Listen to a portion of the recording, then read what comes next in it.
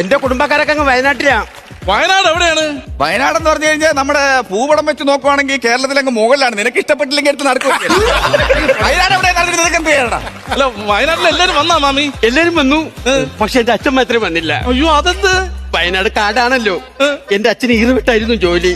കുട്ടിക്കാലത്ത് 6 വയസ്സുള്ളപ്പം അപ്പോഴും എന്നെ പൊടിച്ചീനെ വിളിക്കും അച്ഛൻ. എന്നെയും എന്റെ അനിയനെയും കൊണ്ട് അച്ഛൻ ഈറവെട്ടാൻ പോയപ്പോ പുലി ഇറങ്ങിയേട്ടാ. അച്ഛൻ എന്റെ കയ്യിൽ എന്റെ അനിയനെ തന്നിട്ട് പറഞ്ഞു ഓടിക്കോടി പിടിച്ചേന്ന് പറഞ്ഞു.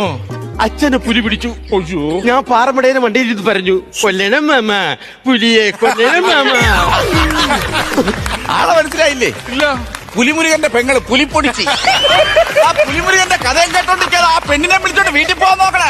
അച്ഛന്റെ വില അറിഞ്ഞൂടാത്തോണ്ട്, അച്ഛൻ മരിച്ചതിന്റെ വില അറിഞ്ഞൂടാത്തോണ്ടാണ്. അയ്യോ, ഈ മരിക്കുന്നവരെന്നും നിങ്ങൾ ഇങ്ങനെ കളിയാക്കരുത്. കാരണം നിയമം, എന്റെ അപ്പാപ്പ മരിച്ചെങ്ങനെയെന്നറിയാമോ? ഇല്ല. അടുക്കളയിരുന്ന് സമാധിയായി പോയതാണ്. എന്റെ അടുത്ത് തന്നെ നീ പറയണം. എടാ, നിന്റെ ചേച്ചിടാ കൊച്ചിന് അമൃത